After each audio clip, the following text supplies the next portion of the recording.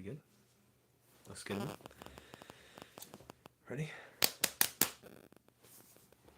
Welcome to Books We Never Read. Except for those we have. I'm Jason. I'm Nicole.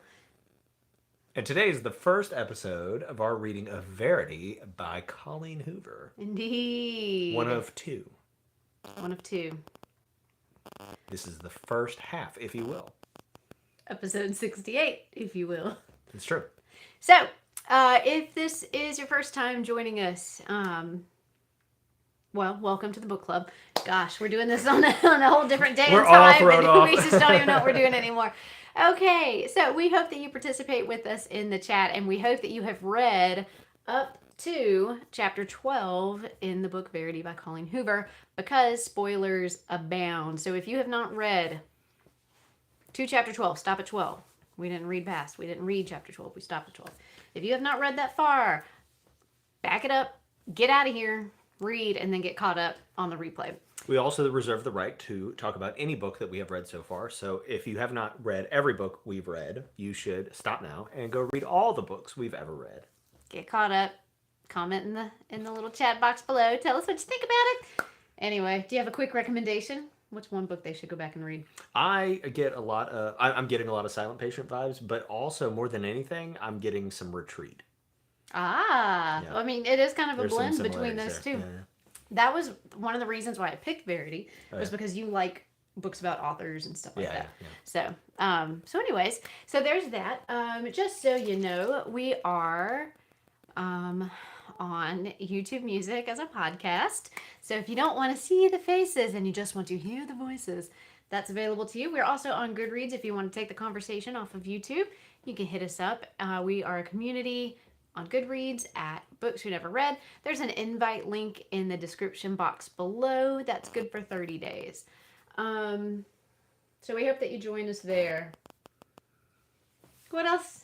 What else do we have? If you're catching the replay, join us in the comment section. We love reliving the books. This is going to be one to relive, I believe. Mm-hmm. I think I will never not have things to say about what's happening in this book. Yep. No, I don't think I have anything else I need to know. The preface stuff. So, those of you who are with us, please tell us your thoughts and feels in the chat box, whatever that's called. Well, what are your thoughts and feels? Oh, So, if this is your first time joining us, we don't talk about these books until we sit down to talk about these books. let me tell you what. What? I don't like Jeremy. You don't like Jeremy? I don't like Jeremy. Okay, we'll come back to that. Oh, okay. You want to do it now? Okay, let's go. You just had you had like a whole list going. I was going to hear the list, and then we can circle back. Let's go one at a time. Okay, you don't Let's like expand. Jeremy. I don't like Jeremy. We've talked before on the show about consent, how important that is. We've read a couple. We are new to the romance genre. We've only read a couple of books. I'm new in life generally. So, you know, consent matters. And a lot of times in a romance book, it's, it's all fake. It's all kind of weird and pushy, and people just start like randomly making out, and you're like, whoa, did you ask her if that's what she wanted? Like, it's weird, but like that's not part of like a romance book vibe, whatever. Yeah. So in this book, Jeremy tries to make it seem like consent matters. But it's really just manipulation and not actual consent. For example, when he and Verity first meet at the party, there is no, hey, you want to leave this place and go, you know, and let's leave before we get too drunk so we can both make these good decisions. He tells the bartender, don't give her any more drinks, because he wants her to be able to consent. Mm-hmm.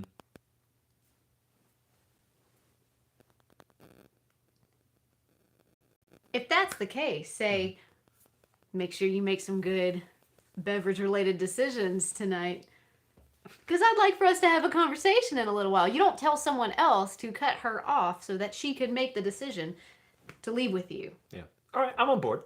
I think that I do think that it's better than the alternative, right? Like if he was just like, hey, keep boozing her up because I'm going to take her home later. Like there's a problem there.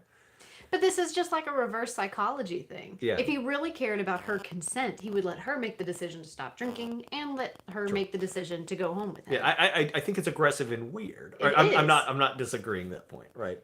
And he has done this in a way because, you know, consent is the new sexy, right? Like that is the new thing. And so he's kind of he's like branded himself as, you know, this gentleman, this new age gentleman who cares about these things and cares about the person. And, you know, so he's like, I want to make sure you can make a great decision to come home with me. It's just gross and slimy. And but she is able to make she is able to give consent though. she is. And she does. But it was a contrived Yeah. whole situation. This was not genuine consent. This was a trick. I mean, she still consented. It was consent. I'm not saying it's not consensual. Yeah. She did choose after that to go with him and whatever. It's his method of gaining that consent was just through a trick. It was not a genuine attempt at, you know, it's just a bad pickup. It was slimy. Yeah. I agree that it's slimy. Further, Okay. once they are together Uh-huh. and they get engaged, they proceeded to celebrate their engagement. Mm-hmm. And that night became a conception night and not just an engagement night. Mm-hmm. That is a conversation, the conception part, that needs to be had. Mm-hmm. Verity clearly did not want to conceive that night. Yeah. That was not a discussion that they had. He took that upon himself to make that happen. Now, they could have, I mean, obviously, like, Verity could have had measures in place so that conception would not be as likely. And so that's on her as well. If she did not want children that bad, she should have been on some sort of contraceptive. But he just did it. Yeah. And didn't ask first. Yeah. No, you're right. Yeah, consent is a process. It is not an event, right? And I think that's part of the problem is we often think of consent as an event, but I talk about consent a lot, and they, you know, people think, well, I got consent one time, so I can do whatever I want. That's not the case, right? It's some things are okay, others are not, and any relationship, whether it be sexual or otherwise, is a conversation at all times, and should be informed as such. Yeah. I don't understand how by the time they get to this engagement day that they haven't talked about kids and her very strong opinions on not wanting to conceive, not wanting to do that to her body, not wanting to be a mom, not wanting to give him up, like not wanting to share him. Why? Yeah. I don't know that she knew that stuff, right? Like, I don't know that she was aware of that until it happened. You know, I don't think she was aware of how jealous she was of him until But she the knew she possibility. didn't want to wreck her body. That's true. She also has very bad information about what, you know, the childbirthing process and subsequent things do to your body. Yeah. She does have bad information about it, which I blame the public school system and I blame doctors in general for. I'm just going to blame the author. No, because this is a real thing. And sure. like people really are not informed about how all these things affect a woman's body. And there's just like not a lot of great information going on out there about it. But like, just whoa. Just whoa. Yeah. Now I get not wanting to like have a kid, you know, because it, you know, it changes the way your body looks. Like there are some things that do change permanently, but like she didn't want to breastfeed because it would wreck her breasts. That is not true. Mm-hmm. Well, but it's also subjective. It also helps put things back together. Yeah. You know. Yeah. She was like, "Thank God I had a C-section." That's probably worse for you than a natural birth physically. Yeah. Like they took your innards out. Yeah. I don't think but it's not really about. I don't know, it's not about truth. It's about her own perceptions of herself, right? Mm-hmm. And she is getting all of her value in life or whatever, right? Like everything is about Jeremy, right? It's not like explicitly codependent because there aren't we actually don't get a whole lot of like the traditional codependent behaviors given to us in this book, but it still is, you know. We're only getting her side. Yeah, that's true. So, but bringing it back around to Jeremy being a creep, is he still a creep? Do you think? Yeah. Okay. Yeah, I mean, like, something's gonna happen. Anyone that manipulative and Yeah. I mean, he let himself into the bathroom with Lowen when he could have just stood outside the bathroom door and said, That's true. "Here, I have an undershirt on. Open the door a crack and take my shirt and swap out." There was no reason for him to go into the bathroom with her. Yeah. You were a stranger on the streets of New York. Don't you come in the bathroom with me? I was partially, this book was referred to us by somebody that I work with, and I was talking to them about this morning, and it's like kind of a joke, but not really. That the most suave and like on the surface likable people I know are known sexual predators, right? Like they not that like you like people who are like that, but you become that.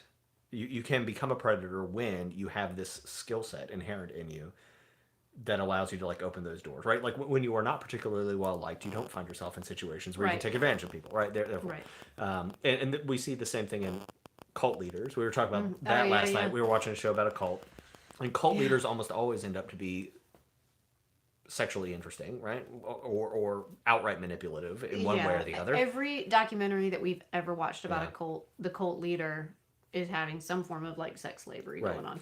And why is that? It's because whenever you have these charismatic powers, then you start realizing where you can go with it, and then it just kind of, you go to this end place where like everybody ends up.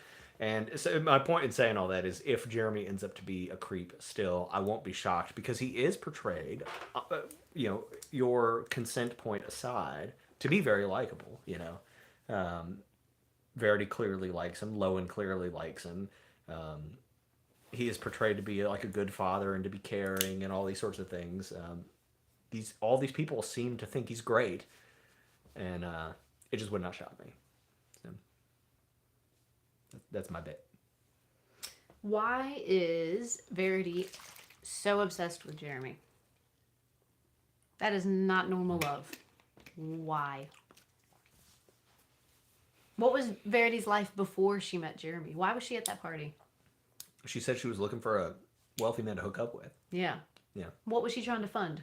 Just life? Yeah, why not? What was she doing with herself? What was her job? I don't think you need a point to have like a sugar daddy. I don't think anything terrible has to be happening. What was her life before Jeremy? Yeah. Maybe that will come up. I don't know. I don't think it will. Yeah.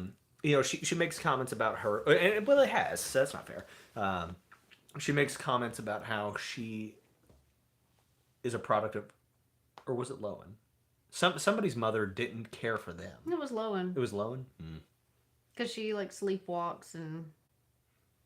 But somebody said like their mom, I feel like it was Verity. Lowen. Can someone correct I need us in all the my chat? people from Sunday morning. Where y'all at? They are sleeping. It's 2 a.m. over I know that she has the sleepwalking problem, but I could have swore that Verity said, you know, I had a mother who didn't really care about me, and she wasn't interested in me. And Lowen's mother was interested in her because she was... Okay, maybe not. She was not interested in her. All right, whatever. So yeah, I don't know. There's something going on there, probably. But I don't think this is anything. Finding all of your value in your partner is not uncommon, and I don't think we need to look for anything other than just like, this is the way human psychology goes sometimes. Went to the bad place. But I think a lot of people are. A lot of people go to the bad place. So. Goodness. Let's see. Another kind of big question I have is, okay, so if I hear a noise in the house, I am wrecking everyone's world until we figure out what the noise is. It could be a June bug in the attic. It could be water dripping. It can be a fan that's gained a new tick. I don't know. But if I hear a noise, no one will rest until we know what it is. You know. I know. It's crazy. If I am becoming friends with somebody and they're telling me things, and things aren't adding up, I'm going to tell them, have you thought about this? Because this isn't really adding up. Like, this does not make sense. Like what? And I'm going to shove that down their throat until they believe me. Like, if you think you don't want mac and cheese with your dinner, are you sure you don't want mac and cheese with your dinner? I really think that you need to eat a little bit more and you need to have mac and cheese for dinner. That's just who I am as a person. I don't understand what we're talking about. Or a roach in your bedroom. Yes, I'll hear it and I will identify it. Lowen noticed Crew waving up to the window. Gotcha. Yeah. The TV was turned off. Yeah. The knife is has gone. disappeared. Verity has made eye contact, turned her head, Like 2 or 3 times, yeah. and made eye contact. Is this a movie yet? Verity has stared at her through the window. Yeah. Walked down those stairs. Yeah. I have chills just thinking about it. Mm-hmm. Say something. Just be like, okay, Jeremy, look, I know you have been through some trauma. And I understand that you are telling me that she does not have anything going on, but here's what I have seen. Mm-hmm. He has seen that boy's cut chin. Where else did that come from? Yeah. Yep. No, you're right. Oh, you just thought you saw a knife? That was a knife. So you think she's functioning on some level? I don't know if it is Verity who is functioning, but there is someone in that house moving around. Yeah. This is kind of where I was going with. I think there's similarities to The Retreat. I think Verity is not as mentally flatlined as everybody makes her out to be. But I don't know why. And like, what are like, are the nurses in on it, or like, what's the deal here? Like, what would the point be? Yeah. For a while, I was like, do we even know this is Verity? What if what if Jeremy is like somehow like weirdly holding her hostage? Like, and so we recently watched something with somebody with like right. Like, what if he's like, drugging her? Yeah, I don't know. But then why would she, like, be playing along with it? Like, why wouldn't she just be, like, when she is able to move around, be like, Lowen? Yeah, I don't know. What if there is no opportunity like that? I don't know. Yeah, maybe the boy's really in there all the time to, like, keep an eye on her and make sure she doesn't move. They're all in on it. I mean, just what if she's doped up enough? Yeah. But she's moving around and, like, walking around and... People can walk around and still not be verbal. But the point is, if I'm seeing all these things, I'm going to say something like, something's not adding up here. There's something going on. Mm-hmm. And you need to look into it. You need to put up some cameras or something. Yeah. So that's another thing. Another thing. I'm getting some Jane Eyre vibes from this book. When I was a child, I watched the movie Jane Eyre with my parents. And, you know, in Jane Eyre, spoiler warning, from the 1800s, if you haven't read it yet, or in 1800s, whenever that book was written, you know, Jane Eyre kind of falls in love with this guy, but his wife is, like, crazy and just in the attic. She just lives there. Mm-hmm. And the whole house burns down, and she's like, like, burn it down with the house or whatever. That's what this reminds me of. Like, there's just a crazy lady upstairs, just alive, running around through the house. Mm-hmm. Creating mischief. The Retreat. Jane Eyre scarred me as a child. And ever since I've been very thoughtful of things living in spaces where I can't see it. You know, this may be a conversation better saved for next time, but like, you know, sometimes it's there's nothing like on the surface wrong with this, but you know, is a book like this potentially harmful to people who are handicapped? Right, because like, so let's say we make it to the end of this, and she's been like rolling around, hanging out. She's been acting like she's non-functional, but she totally is. Right. Let's say she murders somebody by the end of this. And what happens when like somebody reads that, and then they have someone who comes into their life who is that way, and then they treat them poorly or don't trust them or whatever because of like, well, what if this happens or whatever? You know what I mean? Like, I don't know. Nobody has a moral responsibility to not use, and like in a weird way, it's also, I think it's like also bad to just like not use people who are like handicapped in some way in your stories, because like they're people too, and they get to be in there. Right, yeah. Anyway, I'm just kind of throwing that out there. Like demonizing people and creating the stereotype out of them. Yeah, and I'm not saying that it's happening, because I don't think that one book can make a stereotype. Right. I mean, like, it can, but I don't think it... The people who read it make the stereotype, not the book. Right. Right. Anyway, I'm just kind of like throwing that out there as kind of Yeah. like an interesting sort of thing that's going on here. Yeah. That is that's a very good point. So another thing that's been mulling around in my head is this, again, mom trauma. Okay. Just this conflict, right? Of like being a mom and the process it takes to become a mom. Unimaginable. I do not have children, and because in my mind I think through it all the way, and I know what all goes through it. There's just so little in your control, physically and emotionally. Like it's just a lot, right?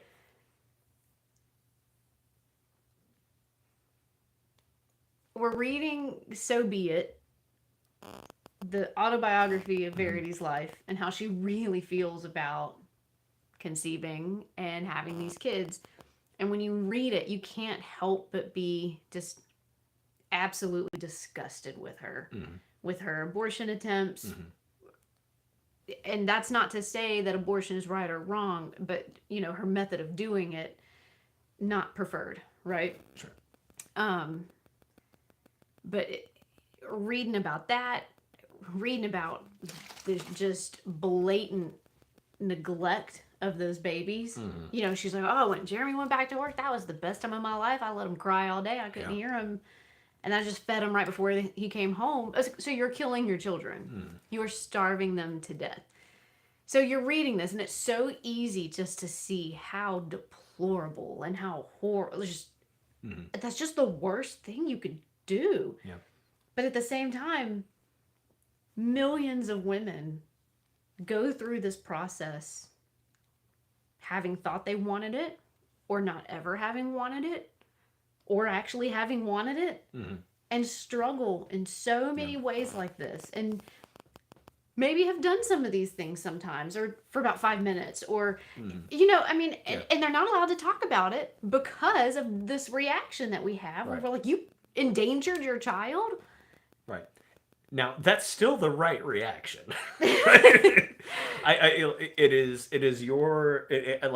It is my job as an outside observer, if I find out that a child is being abused, to step in and do something about that abuse, right? Yes. That being said, we don't have a good system for helping people who then realize this about themselves, right? Like if you say like, hey, I don't really want these kids, and I've been doing this thing, like, I'm not saying you should have to tell your husband, because like it ain't gonna go well, right? Maybe you don't, but there should be somebody. And then the problem though is like, what if you tell somebody and then they have to watch you, and then they have this liability, right? Like there's a lot of complications with that. And this isn't the only issue that I can think of where we have similar problems where we could prevent abuse by providing help to people. Yeah. But I bet some of this stuff is a lot more common than we would like to think. Absolutely. You know? And I just could almost guarantee that every mother at some point has had at least one of these thoughts or feelings or momentary actions, at least. Just an nth of what Verity has done. And even at that nth level, they could never tell anyone because, oh my God, what kind of person does that make me? Right. That I thought this about my child. And I feel so something about that. Like, I feel so conflicted for parents, honestly, both fathers and mothers. Yeah. I'm not saying that this responsibility and this guilt lies only with moms. But there's a more hormonal component to it because after all the hormones that it takes to carry and deliver, you could be acting and done acting before you've even realized what you've done. Right. Like the hormones have just driven you to behaviors that would not normally be the case. I think I understand and am sympathetic to that view. I also think that there is no difference between there's no significant difference between your mind and who you are and your hormones, right? Like that is part of what's going on there. Right. And so if you and your hormones are out here murdering people, you and your Then hormones you need to go to are- jail. So and that's okay, Yeah. right? Like I get it. Yeah. I get it. But But I think this issue is more complicated by the fact Yeah. that, at least until very recently, this was not discussed. And so our grandparents, number one, had children because they were supposed to have children. Want? That's not want. You don't get to not want to have children. Right. That's not a thing. If you are able, you have them, right? Like it just, that is a thing. And you will love them, and you will protect them, and you will feed them, and you will give up your entire life for them, and you will not dare complain because this is your job. And so I can see why a certain population of people reading this book might burn it. Yeah. Because it has pointed out some things Yeah. and said some things that they were never allowed to really even entertain in their own imaginations. Yeah. It's also really messed rough. up. It's super messed up. And I was not insinuating anyone sure. specifically. Yeah, of course. But I understand. What's really interesting, I think what's so interesting about So Be It is, I think I think I was led to believe there's more sex in this book than there is. Like, it's there, and it's there a lot, but it's not. I don't know. This is not a spicy book. No, not at all. And like, it's not really that interesting. I think it is not the point of this book. Yeah, it's not the point of the book, but it's there because to say details like that indicates that you are being honest to an uncomfortable extent, right? Because, like, you don't just go around and tell people that every day. So I'm gonna say this, and now you know, like, oh, I'm telling you everything, right? Like, I think it serves like a vehicle for the narrative or whatever. But I have no idea where I'm going with this. It's gone. What am I saying?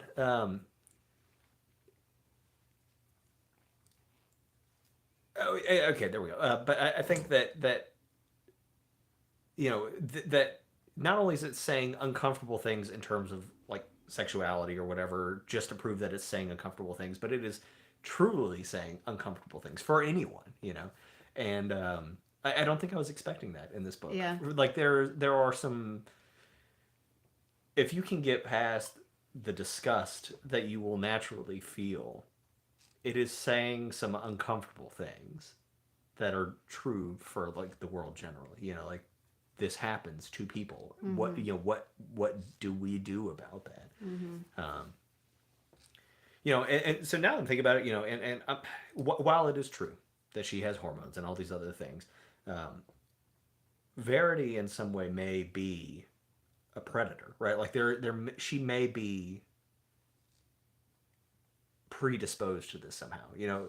And you're, you know, I was jokingly earlier, was like, there's nothing wrong with going find a sugar daddy or whatever, and, like, I agree, do your thing, whatever.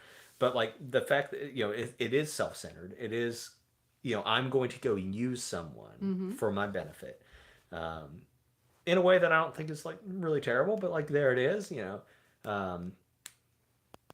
And, you know, does that really ever end? And is this just a excuse for something that, like, might have happened, you know, anyway? You know, in a world where there were no hormones involved, would she still behave this way? And the answer is she might.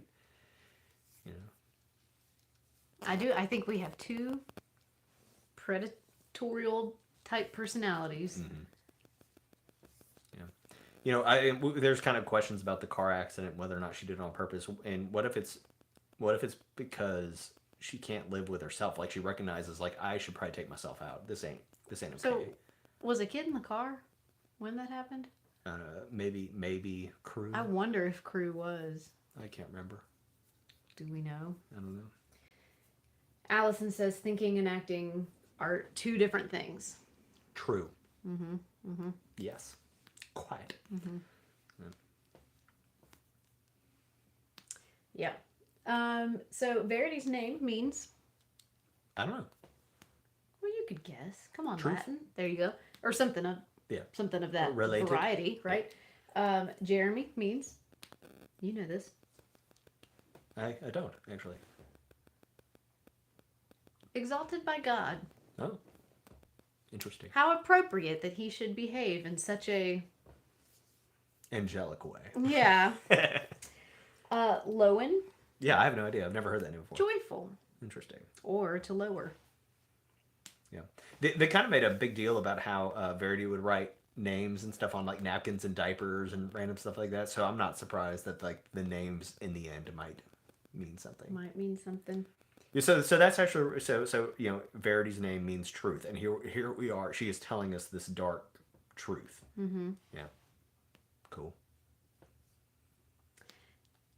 Do you think Jeremy should read the autobiography?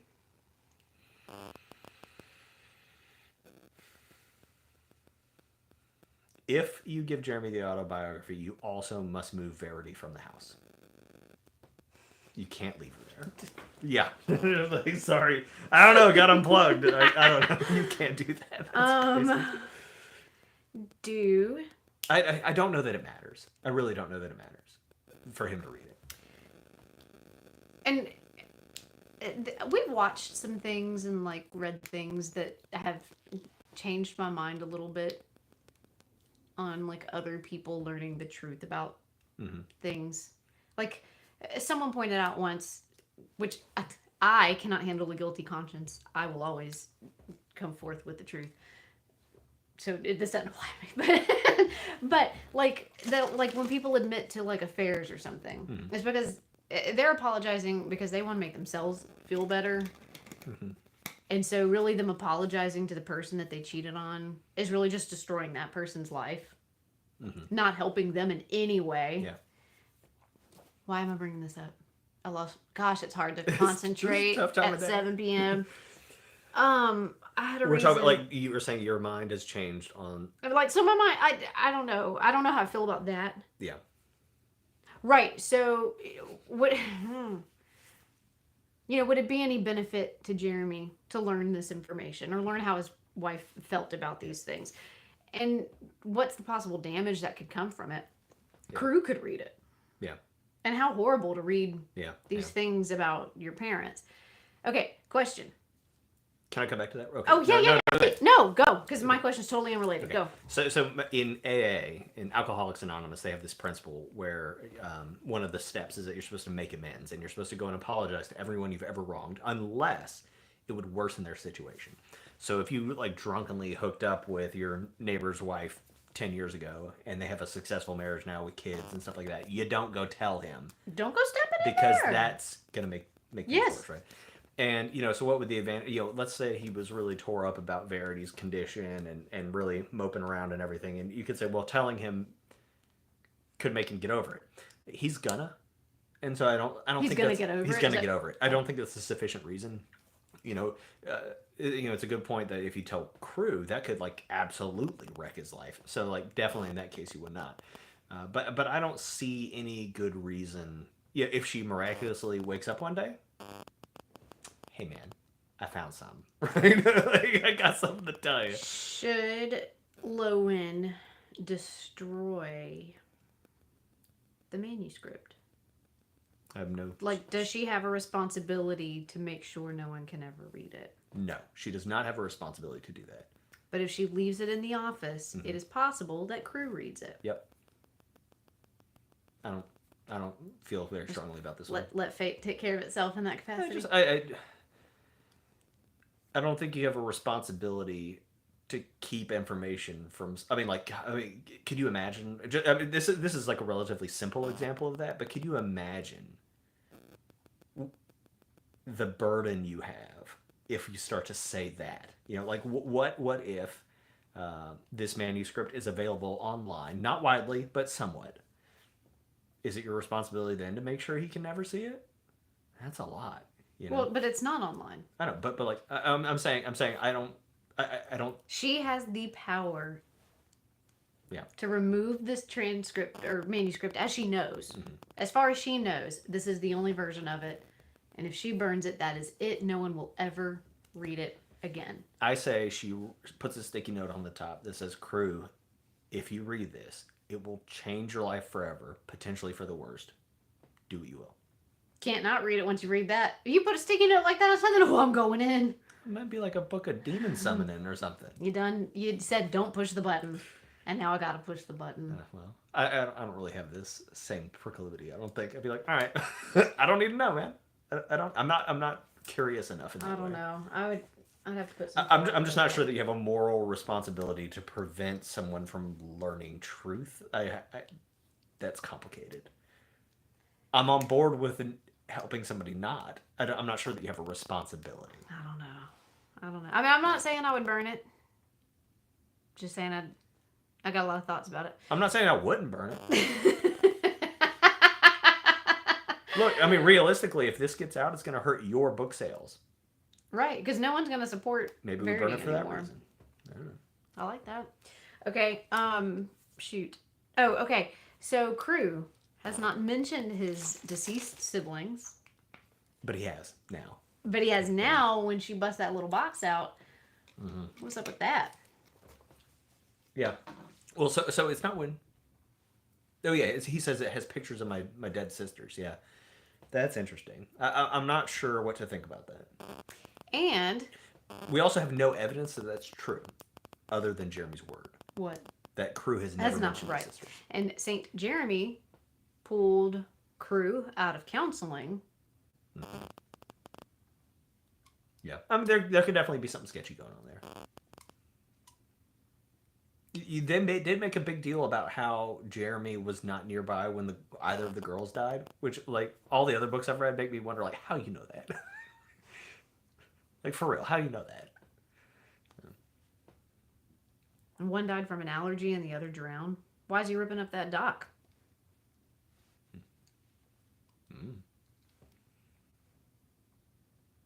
Man, I like barely read this week. I put in just enough effort to like get it done, and now I'm like I gotta know. Yeah. So you're kind of pushing. I feel like you're really kind of pushing the theory that Jeremy is. There's no way that we're just reading this book of like explicit sexual details and a horrifying mom trauma, and then the book ends. We might just be reading about how messed up life can be. You know, Verity. There's a comment that Jeremy makes at the beginning that Verity says that some people are just destined to deal with one trauma after another, one catastrophe after another. Yeah. What? Doesn't he have a word? They have a word for that or something. Yeah, right? there was What further? I don't remember. What further catastrophe could happen to Verity at this point? I don't know. Like, so either we're reading this weird book that is just like telling you painful things, and then Lowen writes a book, and that's the end of the story. I don't think that's what we're reading, because I think that's weird. And you, as an author, a real author in life, Miss Hoover, need people to buy your next book. And so, people do. Right. And so the point is, I don't think you just write this weird thing and then you're just like, ta-da. I don't think that happens. Not in this case. Plenty of people write weird stuff, and they're not Colleen Hoover. She writes weird stuff, but they come back. So something's going to happen. And my votes are either Jeremy is a psychopathic killer, Verity is a psychopathic killer. Both are psychopathic killers, right? Those are my options here. So I don't really know. You know, and like, what if? And I'm not saying this is true, but it is entirely possible as well. I don't think it's I don't think it's true, but the manuscript could not be true. Right. It could not be true. Right. You know, there could be a natural scar from fibrous tissue on her daughter's face, and she writes this whole thing. You know, what if Jeremy really is a psycho and she writes this thing? You know, she says in the very beginning of the book, "I will not be around much longer." Right? Yeah. Which makes you think, like, I know that my husband's going to kill me, right? Like, I think I've seen shows and other books and stuff that kind of have this conceit there. But so what if you think my husband's going to kill me? I'm going to write this thing that is going to mess his world up. And I'm going to say it's true. And then I'm just going to leave it hidden in my office. So now I'm thinking, anyway. I might be changing my mind. That might be possible. Yeah. I don't know. Interesting. It's a revenge. Allison, don't give it away, but have you already finished this book? I will await your answer. Yeah. The dock is old and rotten. Okay, yeah, good. She's like, quit looking into everything. I mean, yeah, docks get old. They get rotten. But yeah, I think she might be saying that. I don't know. Never mind. I was just like, why is he ripping up the dog? She's like, because it's old and rotten. Yeah. Just, it's simple. Allison has finished the book. Mhm. I want to ask if we've mentioned Don't tell me nothing. Don't say any nothing. possible thing that is correct. No. No. But look, honestly, so far, this book, I like.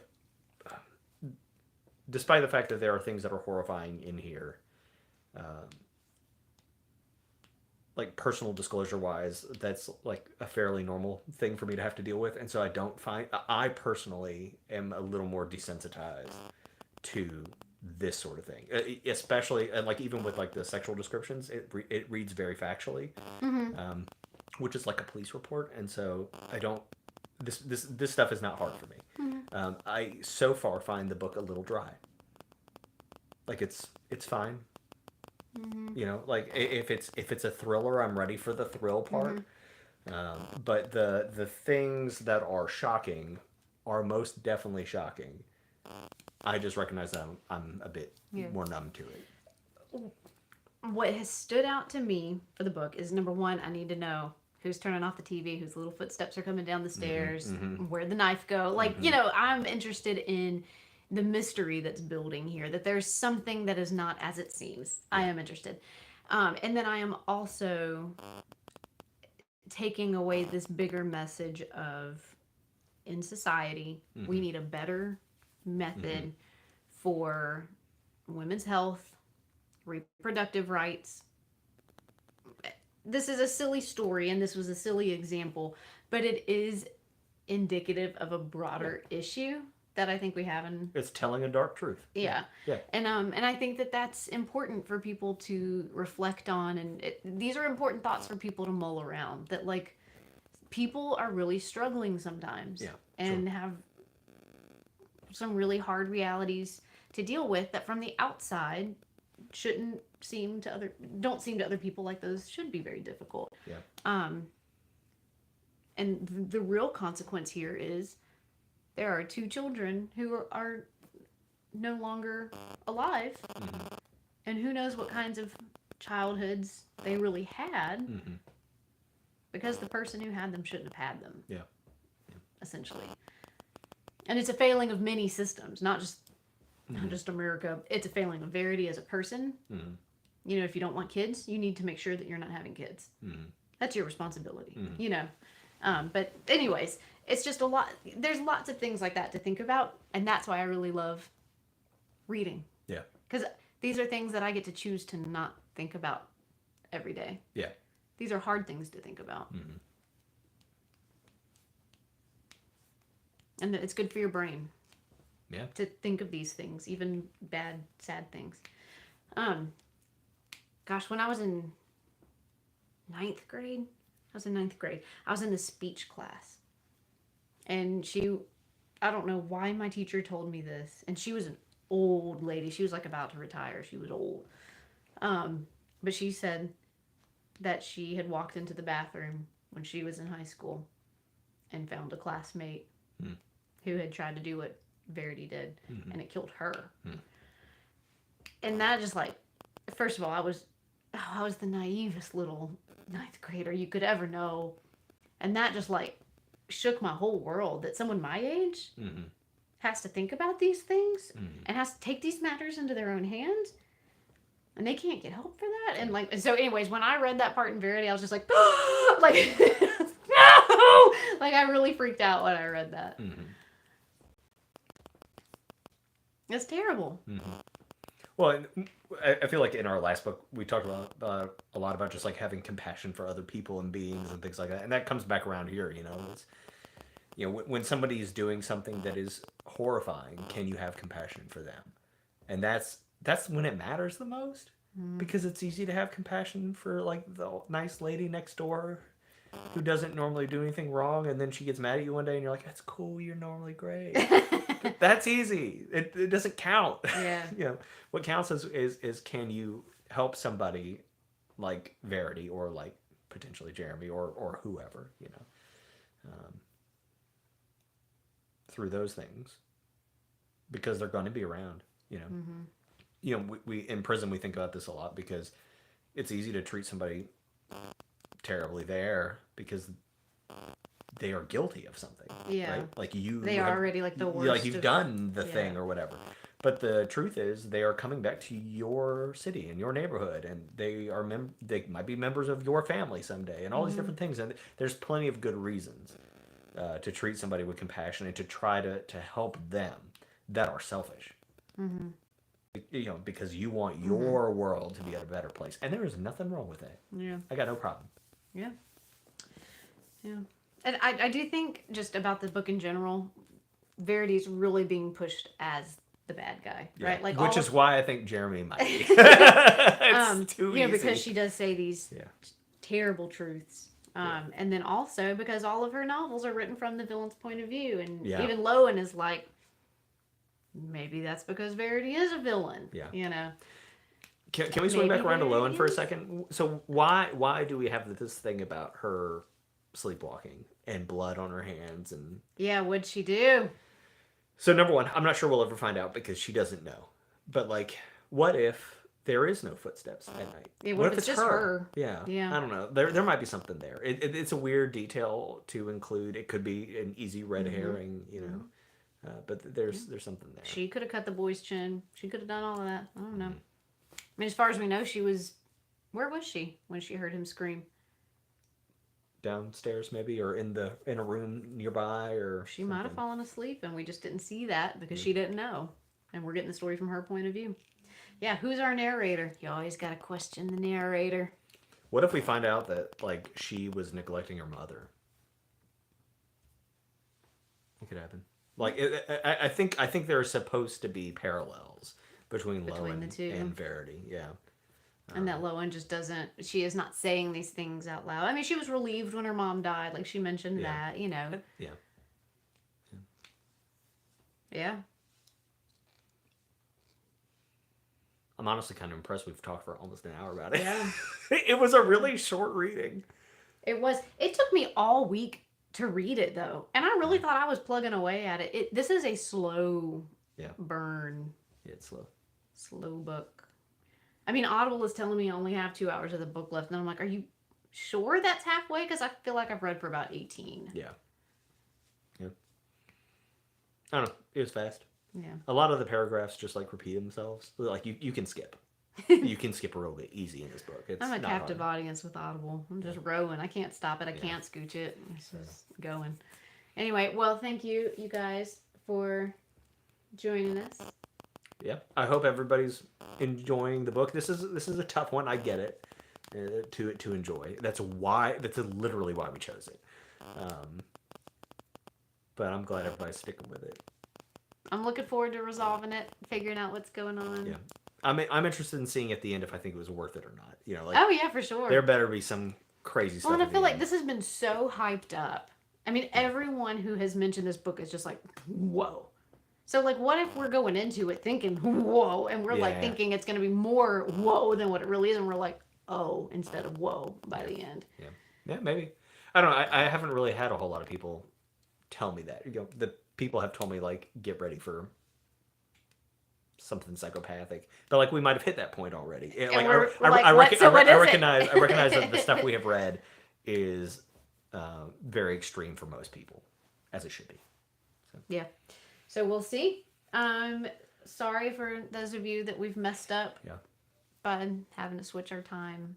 Yeah, all my normal friends, y'all leave some comments so we can play. Play in the comments. Yeah, I want to hear it all. Yeah. You go ahead and just type it. Well, it's already over, and they would have already like seen the whole thing. But like type in the comments as like you're listening, and that way we know like the progression of thoughts. But it's the end, and you've already done it.